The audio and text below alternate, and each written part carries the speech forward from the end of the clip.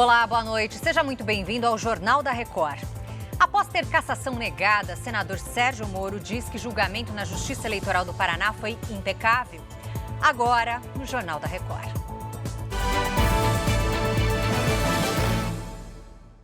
Oferecimento Cartão Bradesco. Suas compras podem até virar viagens. O Ministério Público denunciou à Justiça os donos e dirigentes das empresas de ônibus investigadas por ligação com a maior facção criminosa do Brasil. A Caterina Schutte tem os detalhes. Caterina, boa noite. Oi, Lidiane, boa noite para você também e para todos que nos acompanham. Olha, além dos 3 alvos da operação, que eram donos e dirigentes das empresas de ônibus, outros 3 homens foram presos em flagrante. Um deles por porte ilegal de arma e os outros 2 por obstruírem o cumprimento de ordem judicial. Foram apreendidas 11 armas, munições diversas, R$161 mil, computadores, HDs e pendrives, dólares e barras de ouro. As ações aconteceram na capital, Grande São Paulo e cidades do interior. Ao todo foram expedidos 52 mandados de busca e apreensão. Segundo a promotoria, a UpBus e a Transwolf foram usadas para lavar dinheiro do PCC. As empresas receberam mais de R$800 milhões em contratos com a Prefeitura de São Paulo no ano passado. A Prefeitura disse que também é vítima do esquema e assumiu o controle operacional das 2 empresas para que haja continuidade na prestação do serviço. Com a denúncia do Ministério Público, agora caberá à Justiça decidir se os dirigentes da Transwolf e da UpBus vão virar réus no processo. As empresas não se pronunciaram, Lidiane. Obrigada pelas informações, Caterina. E o presidente da Câmara, Arthur Lira, confirmou que a casa deve analisar nesta quarta-feira a manutenção da prisão do deputado Chiquinho Brazão. O parlamentar foi preso preventivamente no dia 24 de março por determinação do ministro Alexandre de Moraes do Supremo Tribunal Federal. Ele é suspeito de ser um dos mandantes do assassinato da vereadora do Rio de Janeiro, Marielle Franco. Moraes justificou que a prisão é necessária para impedir a destruição de provas e garantir o andamento das investigações. A Constituição determina que a Câmara precisa confirmar pedidos de prisão contra deputados. O caso será analisado primeiro na Comissão de Constituição e Justiça e depois seguirá para o plenário da Câmara. São necessários 257 votos no plenário para a prisão ser mantida. A vice-presidente do Tribunal Superior Eleitoral, ministra Carmen Lúcia, disse hoje que uma decisão judicial pode ser alvo de críticas, mas não pode ser descumprida. A fala se deu no momento em que Elon Musk, dono da rede social X, o antigo Twitter, tem subido o tom contra o ministro Alexandre de Moraes do Supremo Tribunal Federal. E a Ariane Bittencourt tem os detalhes direto da capital federal. Ariane, boa noite para você. Boa noite, Lidiane. A declaração de Carmen Lúcia aconteceu durante a abertura da sessão da Corte Eleitoral nesta terça-feira. A ministra afirmou que todas as pessoas, sejam físicas ou jurídicas, devem acatar as decisões judiciais. Ela não citou diretamente Elon Musk, mas saiu em defesa de Moraes. Disse que o ministro é um grande brasileiro e magistrado. Vamos ouvir um trecho do que ela disse. Independente de origem, raça, gênero, credo, condição econômica, todas as pessoas, físicas ou jurídicas, submetem-se ao direito do país e cumprem as decisões judiciais. Decisão judicial pode ser objeto de recurso, pode ser criticada, pode ser questionada, só não pode ser descumprida. Também nesta terça-feira, o ministro Alexandre de Moraes decidiu que a representação da plataforma X no Brasil deve responder pelos atos da matriz internacional. Por conta disso, a Polícia Federal deve convocar integrantes da rede social para que esclareçam as recentes falas do bilionário Elon Musk. Lidiane. Obrigada, Ariane, pelos detalhes. E a Câmara dos Deputados vai começar do zero um novo projeto de lei das fake news que regulamenta as plataformas digitais. Os líderes partidários se reuniram na residência oficial da presidência da Câmara. A base governista defendeu que o projeto de lei das fake news seja colocado em votação. Ao conversar com os líderes partidários, o presidente da Câmara, Arthur Lira, decidiu criar um grupo de trabalho para discutir do zero um novo texto que deverá ser apresentado em 40 dias. Os parlamentares avaliam que a atual proposta, que teve como relator o deputado federal Orlando Silva, não tem o apoio da maioria dos deputados e que é preciso de um projeto diferente para que o país possa regulamentar as redes sociais.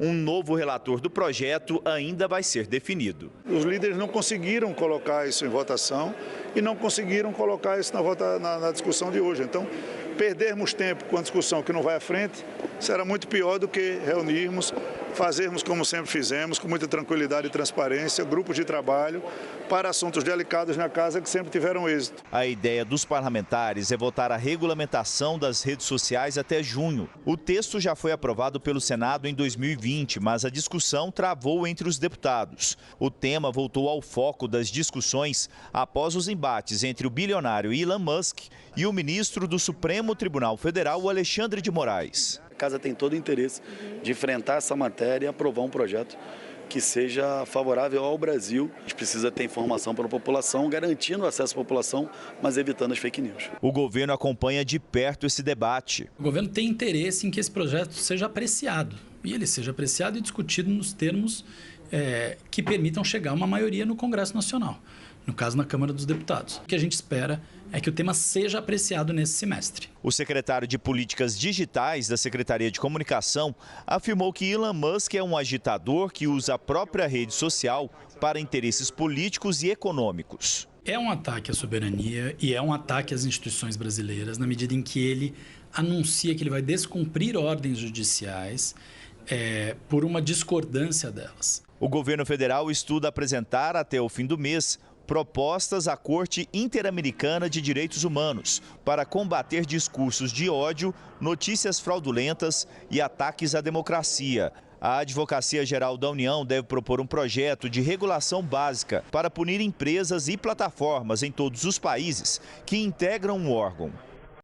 O presidente Lula conversou por telefone com o presidente do México, Andrés Manuel López Obrador, a respeito da invasão à embaixada do país no Equador. Segundo o governo brasileiro, Lula manifestou solidariedade ao líder mexicano e afirmou que o episódio representa uma grave ruptura do direito internacional. Lula ainda reforçou que o Brasil vai acompanhar o tratamento do tema na cúpula da Comunidade de Estados Latino-Americanos e Caribenhos, que será realizada nesta semana. Obrador respondeu que levará o caso também à Corte Internacional de Justiça.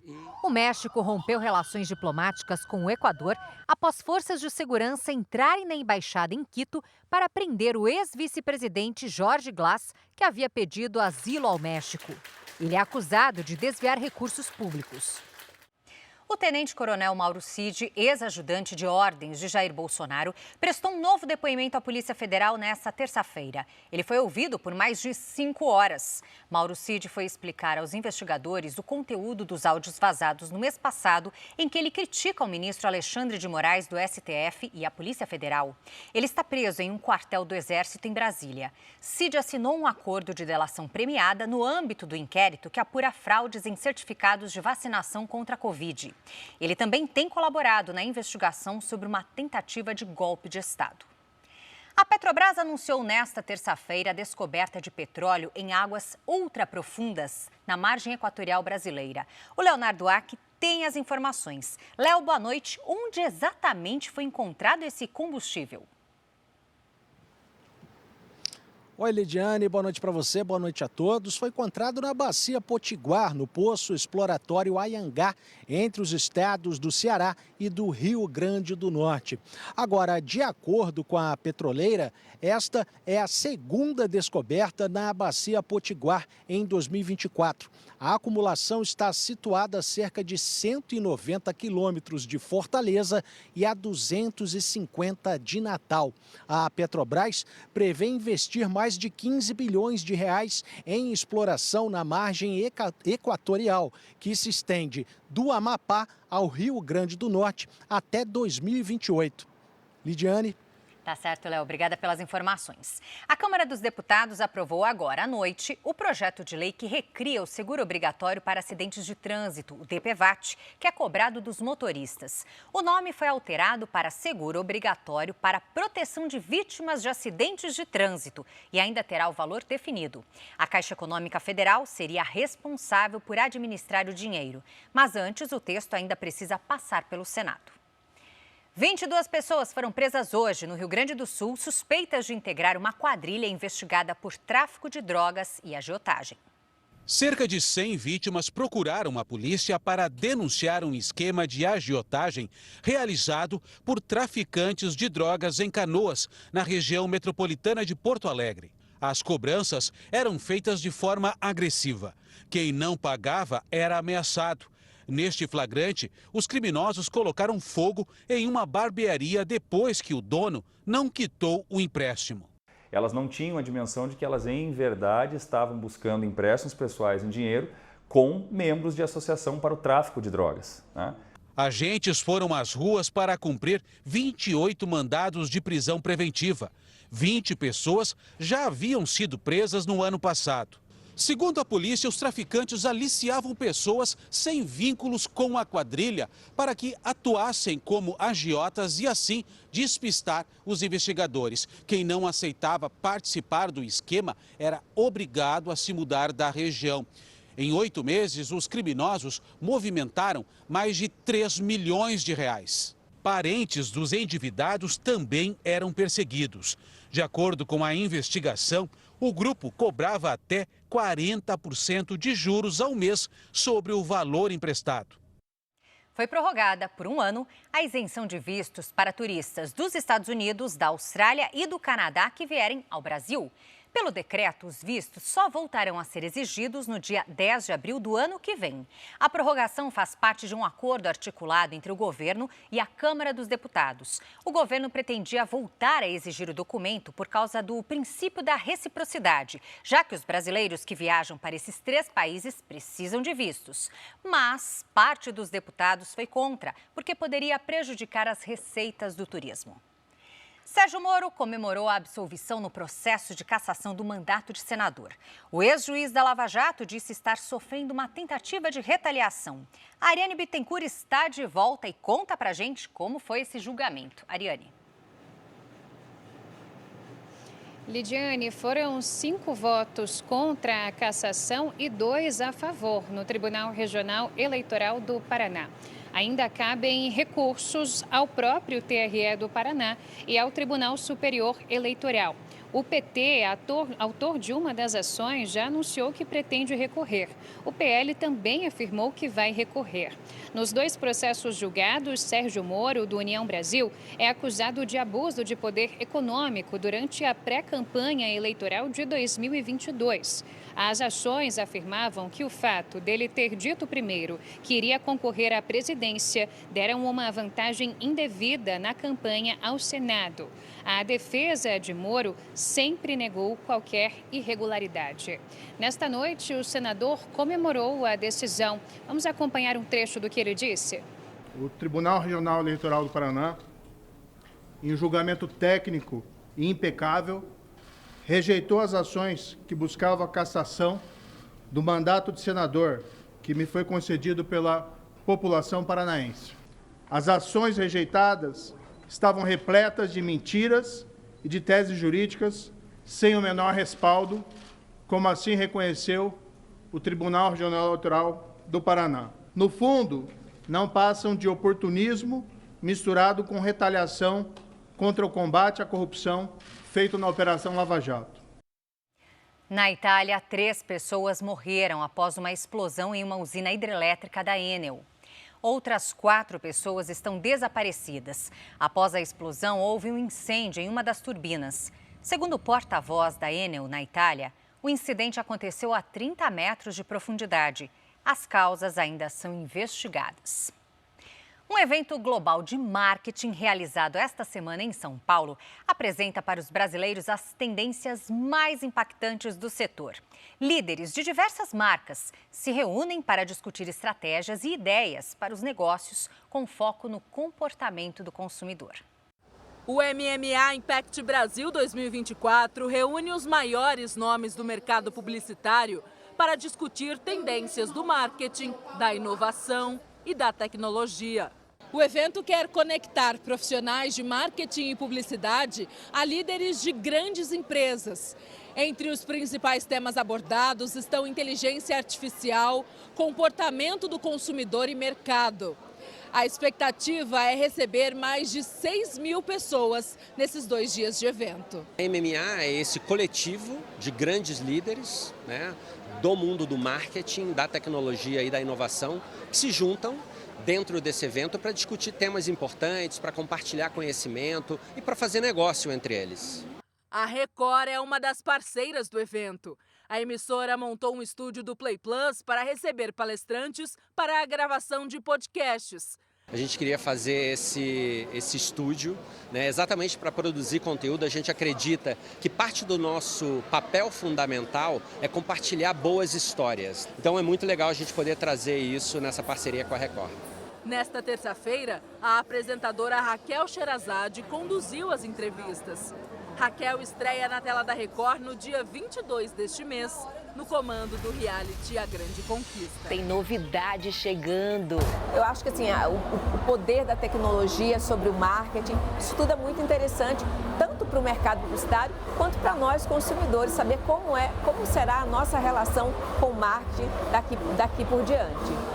O R7 faz a transmissão ao vivo das palestras no portal e também nas redes sociais. O MMA Brasil termina nesta quarta-feira. Vai das 8h30 da manhã até às 5 da tarde. Quem quiser acompanhar presencialmente pode comprar os ingressos pela internet ou no próprio local do evento, no Transamérica Expo Center, no bairro de Santo Amaro, em São Paulo. A Câmara Municipal de São Paulo prestou uma homenagem às delegadas de polícia pelo trabalho no combate ao crime. 40 delegadas foram homenageadas, entre elas a diretora da Associação dos Delegados de Polícia do Brasil, Raquel Galinatti. A homenagem foi uma iniciativa do vereador Isaac Félix, do PL paulista. As delegadas foram exaltadas pela atuação diária contra a violência urbana, pelos serviços prestados à cidade no combate ao crime e pela proteção à população paulistana. Este foi o Jornal da Record. Ouça essa e as outras edições dos boletins JR 24 horas, agora também nas plataformas de áudio. Você fica agora com o Fala Que Eu Te Escuto. Uma ótima noite.